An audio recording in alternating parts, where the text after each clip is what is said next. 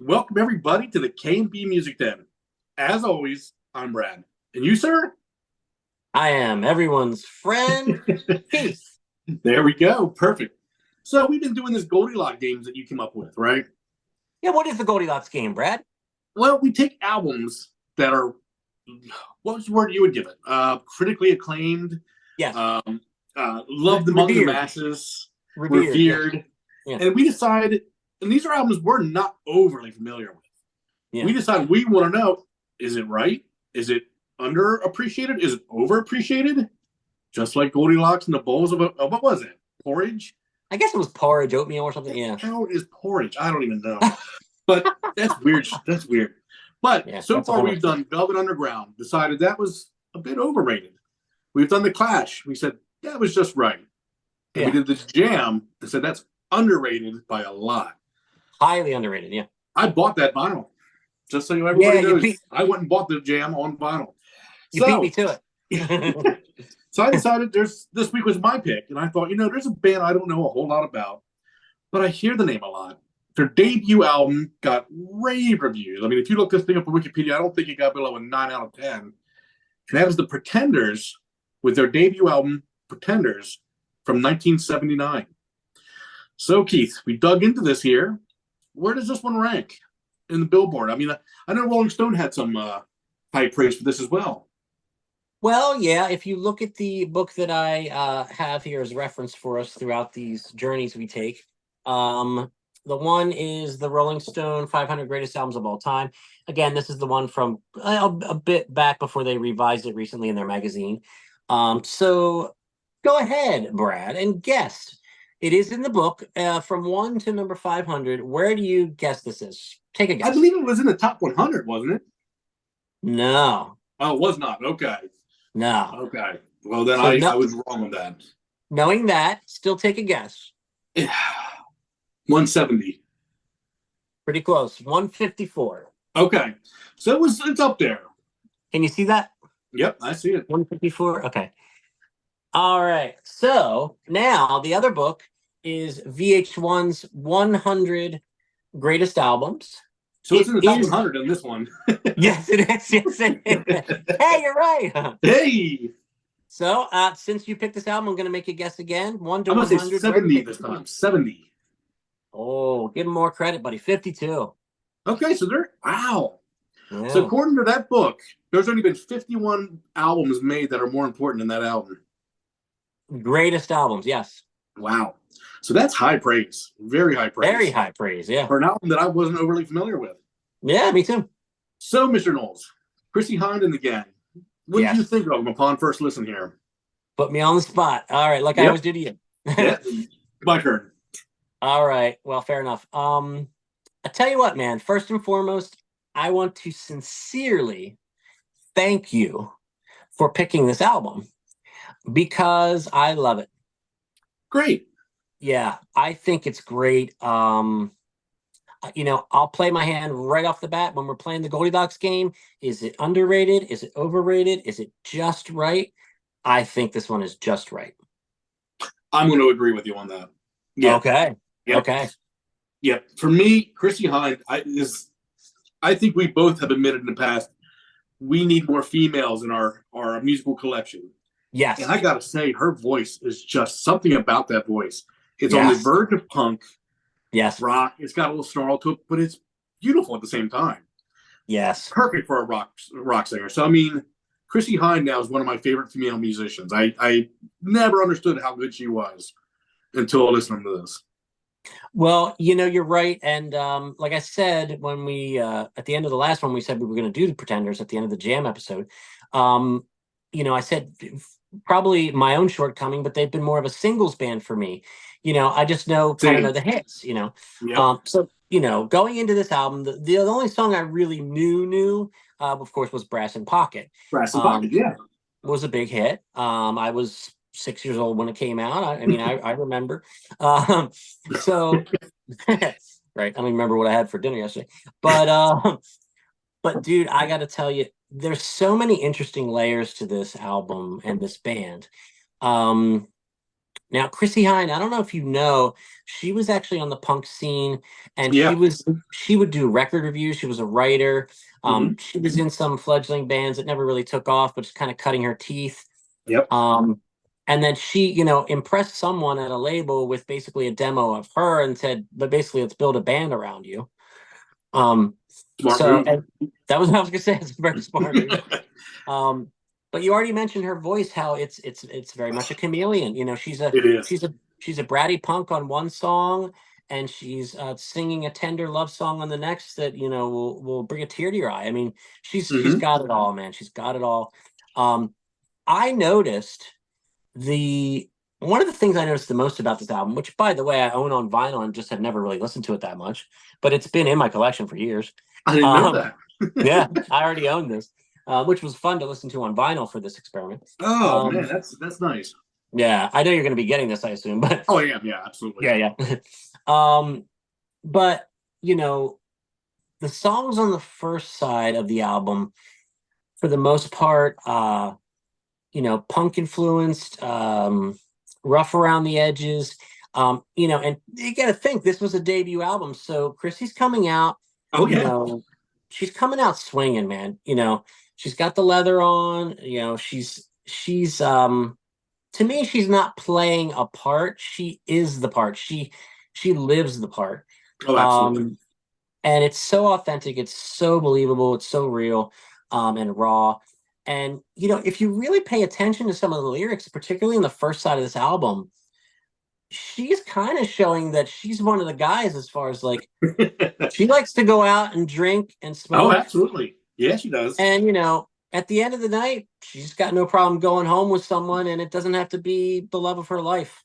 No, it does not.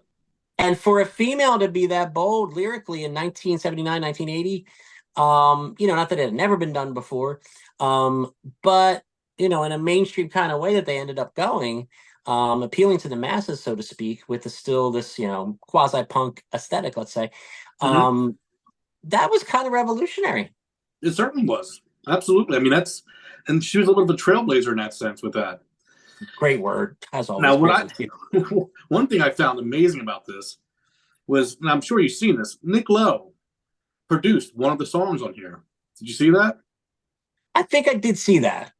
It was "Stop Sobbing," "Stop Your Sobbing" was the song. Yes. But did you hear what he said after that? This band's not going to Mm, go anywhere. I'm not going to produce the rest of the album. He didn't see any value in the band, and that was all he contributed and left. that I Amazing. Nick that I did Lowe not know. usually gets it right. Whoa, did he get it Yeah. wrong on that one? Wow, that's kind of a low blow that you bring that up. But He's dude, that's fascinating. I'm glad you brought that up because I did not know that. Yeah, Do you know that "Stop Your Sobbing" is a cover? I did not know that. The band that did the song originally was the Kinks. Is it really? Yeah, Oh, that's pretty cool. I did not know that. yeah. I should have. Well, and I read, and I'm just double checking my facts here right below my nose here to make sure I have this right. But the Kinks frontman Ray Davies wrote that song and they recorded it on their album.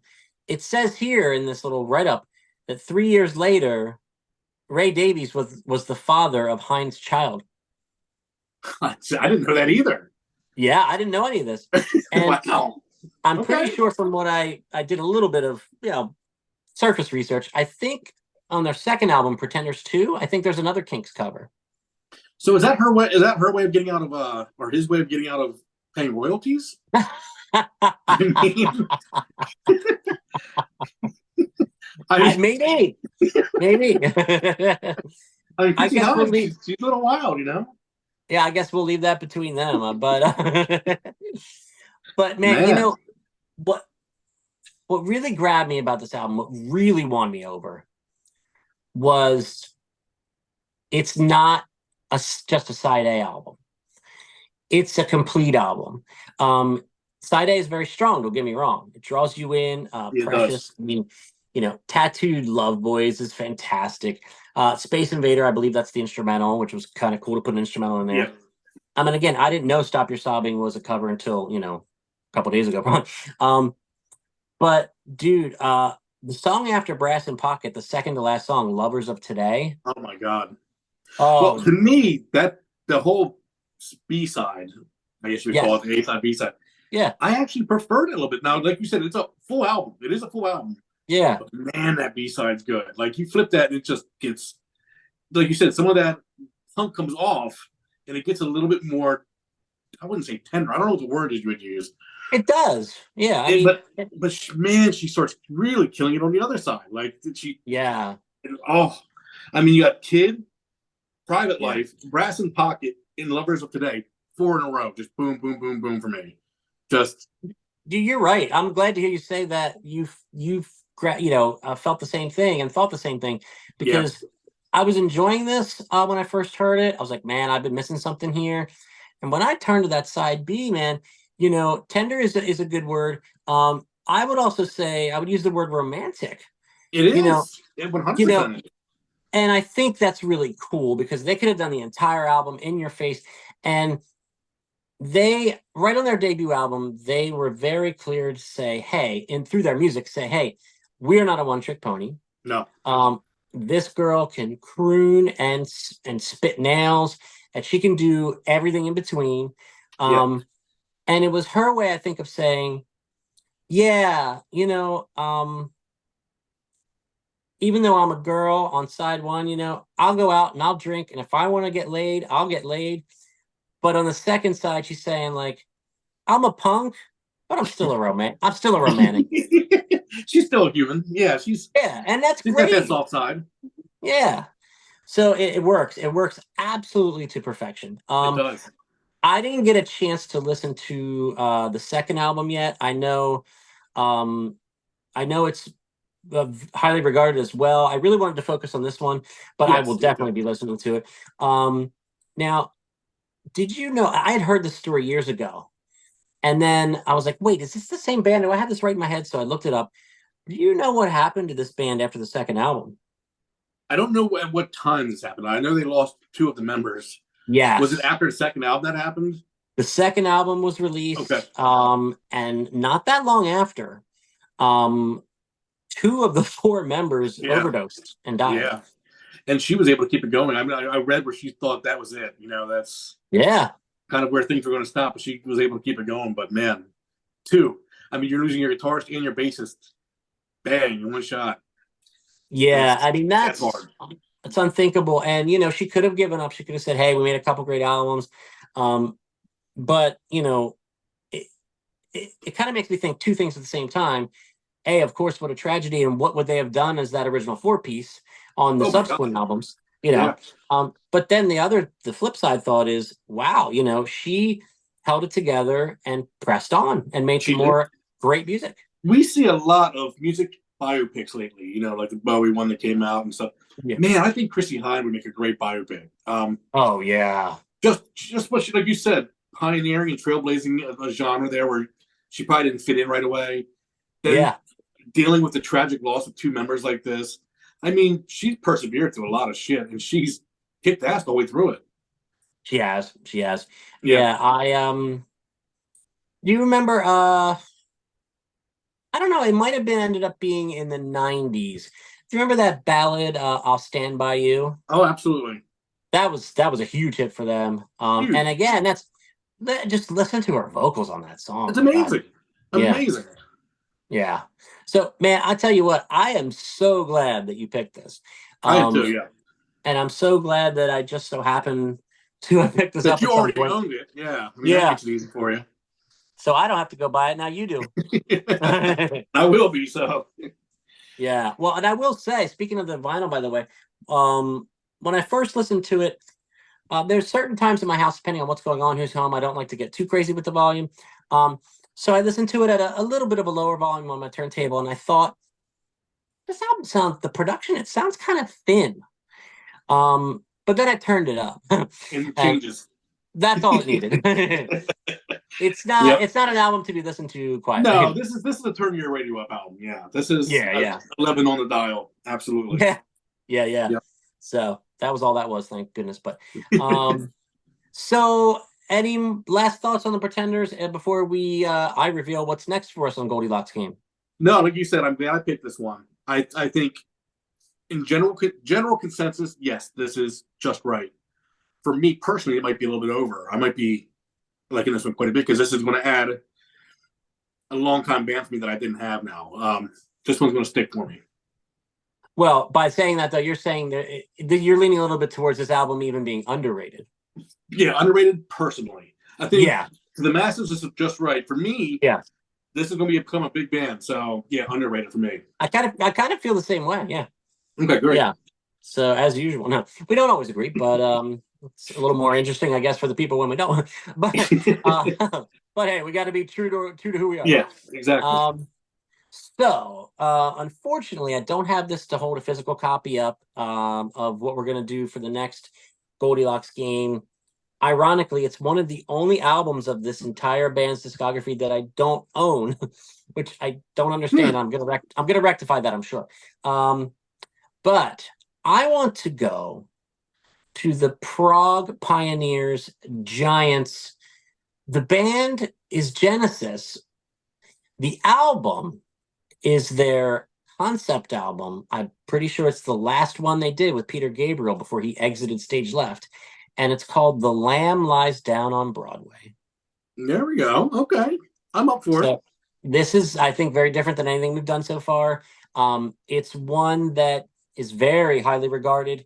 Some people, they talk about, selling England by the pound and Foxtrot in the Genesis Gabriel era. Sure.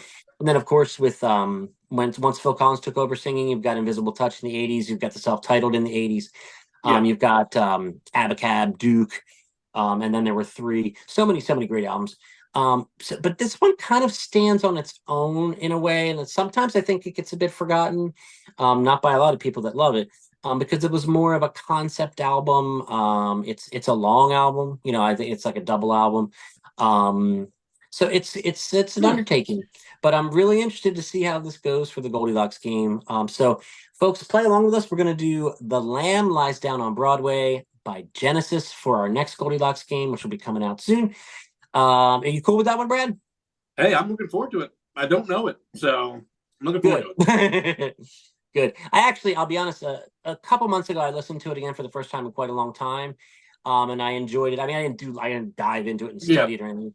But I remember being like, oh, I know. There's a reason why people talk about this album.